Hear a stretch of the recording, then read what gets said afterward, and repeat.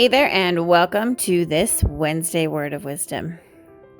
My name is Michelle Newstetter, and today I want us to talk a little bit about the language of love. You see, we're heading into the Christmas season, and the COVID-19 has posed so many challenges for so many relationships, and you've probably been asked what your love language is. There's a good chance that at some point in time this has come up because the concept that was created by Dr. Gary Chapman has really spread far and wide, especially through the circles around relationship counseling. See, basically the basic tenet of the love languages is these 5 simple ways that we want love to be shown to us, as well as how we tend to show love or value to those around us. See, understanding your love language is really helpful because it helps you to express just a basic truth, because we all don't feel or experience love the same. Some of us really want to hear some good, solid, positive words in our life. We want to hear I love you. We want to hear you're doing a great job. We want to hear you're beautiful, or whatever that might look like for somebody who words is really important to them. For other people, it's all about quality time, spending time together, more than just being in the same room at the same time, but making that time quality, not just a quantity. Other people really love it when things are done around the house for them and they don't even have to ask. Love can also be seen as like an account, like a bank account. And there are deposits that are being made and there are withdrawals that are coming out. And so if the withdrawals are greater than the deposits, it's going to feel stressful, painful, uncomfortable day in and day out. And then when we are around our partner, it's almost like this cavern has been created that separates us. But no matter what your situation is right now, knowing the 5 love languages, knowing your love language, knowing your partner's love language, all of these are really effective tools to have in your relationship toolkit. When we know what another person's love language is, we can intentionally start to show our partner or our friend or our parent or our child that we really truly value them. And when we know which actions speak best to us, the things that make us feel loved, feel valued, we can ask other people for exactly what we need, because our awareness has grown and developed, and we now know more about who we are and what we actually need in any given situation. Now, I had already noted a couple of the love languages, but words of affirmation is one of them.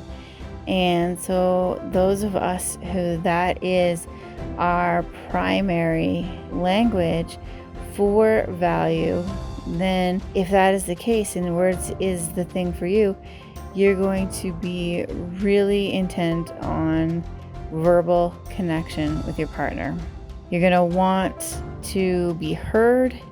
You want to hear that you are appreciated, that you are admired. There are all sorts of types of words that you might need to hear. And I guess if you were to start to make yourself a little list of the types of words that you need in your world, it gives your partner a good opportunity to actually meet that need for you. The second one is the acts of service. And that is when somebody helps us out, when somebody lends a helping hand, when somebody does something extra special or kind for us. I know that even within this one, when people intentionally are pitching in or are scanning the environment to try and figure out what they can do to make the environment better, sends a clear value statement to you. The third one is all about gifts, and it doesn't have to be a material thing. It really just means that somebody has presented you with something tangible or even intangible that helps you feel valued, feel special, feel important. The next one's quality time. Because when we have a person's undivided, dedicated attention, it is legitimately a precious currency for the people whose love language is quality time. Make an intentional effort to have, say, coffee dates or go on walks or sit and play a game. Put on a good movie or, just create like a date night with your partner. So quality time is that time that we get to spend together that usually is tech-free but doesn't have to be. But it's real time for connecting. The final one that I wanted us to touch on is physical touch, because we see touch often in the wrong way.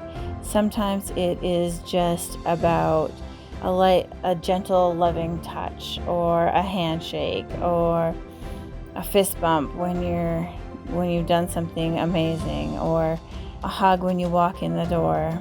If your love language is physical touch, then that means that you prefer a physical expression of value to you.